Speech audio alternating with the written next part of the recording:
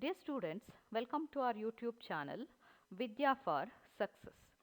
In this video, let us study the overview of cell. Yes, here actually we are understanding what is the overview of cell and how the cells are arranged in plants and what kind of cells are present in animals. So all these things, that means the overview of cells in different organisms, actually we are understanding in this slide. So if we want to first understand the kind of cells present in the plant, we have to take out uh, the plant part. So here, for studying the plant cell, I have taken the example of onion peel out. So onion is a plant part. It is a bulb of the plant. So if you take out the peel out of onion, we can clearly observe the arrangement of cells and the kinds of cells in that. So here I have displayed the diagram of onion peel out. You can clearly notice many cells are present and all the cells are closely attached with one another. And what is the shape of cell here? Yes, the cells are rectangular shaped cells. And also we can observe some of the cell organelles. Something is labeled within the cells. So one of the dominant part we can notice here is nucleus, and also they have labeled cytoplasm, cell membrane and cell wall. So what are these things? So let us study one by one. So a typical plant cell in an onion peel has a distinct cell wall. So if we observe this diagram very carefully, on the outer surface of cell we can notice the wall, and that wall is called as cell wall. So cell wall is very rigid and it is the outermost protective covering in all the plant cell. So if you take any of the plant cell consists of outermost rigid covering that is named as cell wall. But in the animals, the cell does not consist of cell wall. Clear that our covering, what we can see in the plant cell, is not present in the animal cell. So animal cells does not consist of cell wall. Then what is there in the animal cell to give proper structure and to give proper shape? Because the main function of the cell wall in plant cell is it is giving complete protection from the outside as well as it is giving proper shape to it. But in the animal cell there is no cell wall. Then how this animal cell is getting proper shape? Yes, the outermost covering in the animal cell is cell membrane. So cell membrane acts as a outermost covering in the animal cell. Because of this, the animal cell is very flexible. It is not very rigid like plant cell. Plant cell are rigid. Understood? So animal cell does not consist of cell wall. So instead of that, cell membrane acts as the outermost boundary. And you can ask question, in animal cells also here cell membrane is present. Yes, and plant cell also consists of cell membrane, but the plant cell have the cell membrane that is present very next to the cell wall. That means on the outside the plant cell consists of cell wall. Very next to that, inside we have a cell membrane in the plant cell. Clear? So cell membrane commonly present in plant cell as well as animal cell, but in the animal cell the one difference is cell wall is not present on outside. Then inside each cell a dense membrane bound structure called nucleus. So if we observe the cell under the compound microscope, we can clearly see the presence of nucleus, darkly stained structure. What is that? Yes, that is called as a membrane bound structure. That means that actual darkly stained region consists of its own membrane. So nucleus is called as a membrane bound structure. It is there in each and every cell of the plant. There are few exception cases are there, but if you leave those exception cases, all the cells they consist of nucleus, membrane bound structure. And within the nucleus contains the chromosomes, which in turn contain the genetic material. Then as I said, nucleus is a membrane bound structure. So within that membrane we can see the presence of chromosomes. So chromosomes are very essential structures for carrying any kind of information from one generation to the another generation. So Nucleus is a membrane bound structure. Within that membrane bound structure we have chromosomes. So what is the function of chromosome? It carry hereditary information from one generation to another generation. So for carrying that, the chromosome consists of genetic material. Understood, children? So chromosome is made out of genetic material that is named as DNA. So DNA coiled in such a way that to form a structure of chromosome. So if you take a chromosome that is made out of highly coiled thread-like structure, so that is nothing but a genetic material known as DNA. So what is there in DNA to act as a genetic material? So DNA actually consists of genes. So these genes are highly responsible for carrying any kind of information from one generation to another generation. It may be color of the skin or color of the eye or color of the air. So some of these informations are carrying from one generation to another generation through the genes. So those genes are present in DNA. And cells that lack the membrane bound nuclei are called prokaryotic. So we have seen the membrane bound nucleus in the plant cell, but the membrane bound nuclei is not present in all the cells. So we have already come across with the kingdom system of classification. That means the biological classification lesson we have studied. So there we have seen the kingdom Monera consists of only prokaryotic cell. So what do you mean by that? Why the cell called as a prokaryotic cell there? So prokaryotic cell is the cell where the membrane bound nuclei is not present. Clear? So which kind of cell does not consist of a membrane bound nucleus? Such a cell is named as prokaryotic cell. So you can have a look into the bacteria here. So bacteria is the best example of organism under the prokaryote. So here you can notice the new genetic material. That means the DNA is highly coiled structure here and it is suspended in the cytoplasm. There is no membrane, separate membrane to cover the genetic material. Understood? So when the cell in the organism that does not consist of membrane bound nucleus, such as cells are named as prokaryotic cell. So bacteria is a best example of prokaryotic organism. Then this is the diagram of plant cell, typical plant cell structure, where we can notice each and every membrane bound cell organelle. So just you compare the structure of bacterial cell with the typical plant cell. So it is looking complex, is it not? Because the number of structures what we can see in the cytoplasm is very less in the bacteria compared to plant cell. So in the plant cell we can see a number of structures within the cell. So let us now understand what are these structures and what is there actually within the cell membrane of plant cell. So if you take the cell membrane, so that is actually protected from outside by cell wall in the plants, and within the cell membrane, that means the cell membrane actually covers a fluid substance.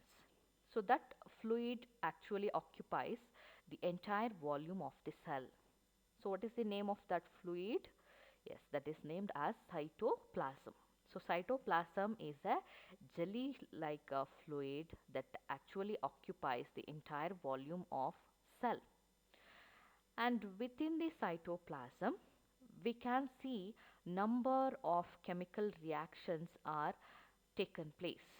So various chemical reaction actually takes place in the cytoplasm to keep the cell in living state. So without those chemical reactions, cell does not survive. So it may be the function may be the glucose breaking down, or the function may be the breaking down of amino acids. Clear? Or it may be the formation of lipid. So these actual chemical reactions taking place within the cytoplasm, so these actually maintain the living state of cell. So The number of chemical reactions actually takes place within the cytoplasm to keep the cell in living state. And in the eukaryotic cell, like plants, we can see other membrane bound cell organelles. So you can clearly see within the cytoplasm, we can observe many membrane bound cell organelles. What are those cell organelles? So one of the cell organelle we can notice is endoplasmic reticulum. So next we will study detailed information regarding the endoplasmic reticulum. What is the structure of it and how it works in the cell. These things we are going to study. But just now you understand what are the membrane bound cell organelles can be seen in the cytoplasmic region. So you can also observe uh, the actual structure in the diagram. This endoplasmic reticulum connected with the new membrane of nucleus. And one more cell organelle can be seen is Golgi complex. This is also a membrane bound cell organelle.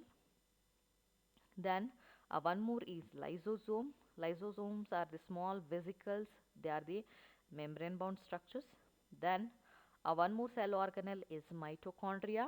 So mitochondria is also a cell organelle. Then microbodies, then vacuole. So especially in the children's you have to understand is the size of vacuole is very large in the plant cell compared to the animal cell. So in the animal cell vacuole size is very small, and the in some of the animal cell the vacuole does not present, but in the plant cell vacuole occupy the larger portion in the cytoplasmic region. So the size of vacuole is bigger in the plant cell.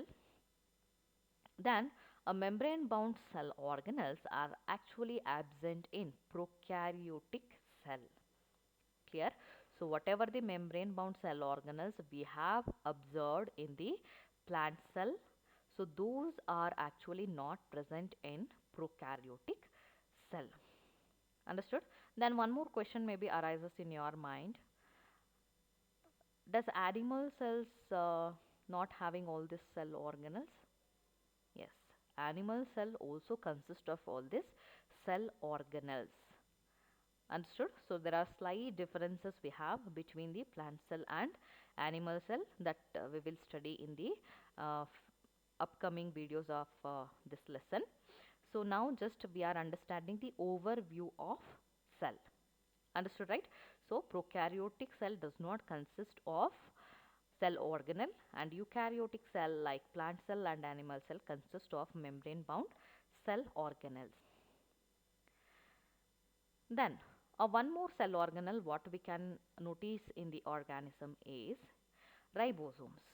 So ribosomes not only present in the cytoplasm, it also present in some of the cell organelles like chloroplast and mitochondria, as well as it is there on the surface of endoplasmic reticulum.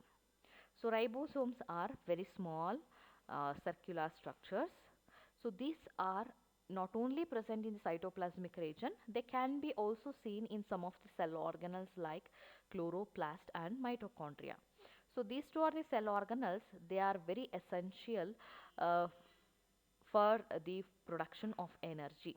So in the plants, chloroplast is utilized for the photosynthesis. So there it need to produce its own protein.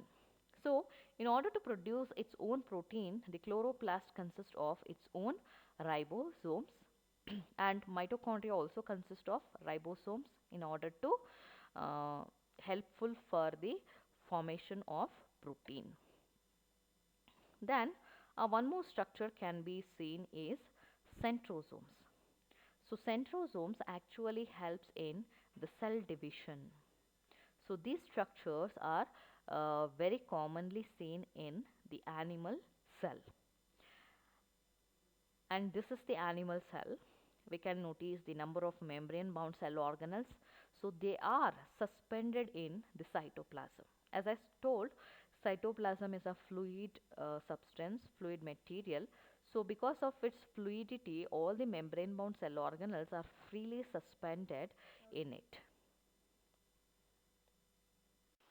Yes, so far in this video we have understood about the cell organelles and the few difference between plant cell and animal cell. And the one more thing we need to understand here is size and shape of the cell. So size and shape of the cell not same in all the organism, and within the organism also the shape and size greatly vary, depends on the kind of activity. So what kind of activity the cell is actually performing, based on that size and shape of the cell also get vary. So one of the smallest organism we have on the earth is Mycoplasma. So Mycoplasma is the smallest living organism. So its size is 0.3 micrometer. So micrometer is the unit used to measure microscopic organism. So in the size wise, the Mycoplasma is a very smallest living organism. So this is actually the diagram of Mycoplasma. This is a prokaryotic organism. So compared to the size of bacteria, the Mycoplasma size is very less. So it is very smallest cell. Then one of the largest cell isolated is the egg of an ostrich. So ostrich egg is actually very large in size. So if you compare the size of ostrich egg to the normal chicken egg, so 25 chicken egg is equal to the one ostrich egg. So that the size of the ostrich egg cell is largest compared to all other cells, living cells. Then the human red blood cell is actually measuring 7 micrometer in diameter, so that you can compare the size of cell here. Not all the organisms are showing same sized cells. They are greatly differ in the size. And one of the longest cell is nerve cell. So nerve cell is the longest cell. Then like this, the shape of the cell may also varies. So how the size is varies, like that shape also greatly varies in the living organism. So some of the cells in the animals is columnar cells. They appears to be column like, so that they are called as a columnar cells. And some of the cells are cuboidal cells. Cube like cells will be present in our body in the digestive system, so those cells are named as cuboidal cells.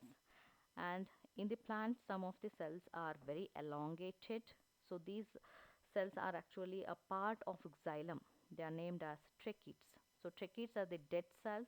Their shape is elongated in shape, so that if you see the shape of cells in different organisms, we come to know that their shape is not same. Clear? So shape and size of the cell greatly varies in different organisms or within the same organism. So it actually depends on the kind of activity what the cell is going to perform.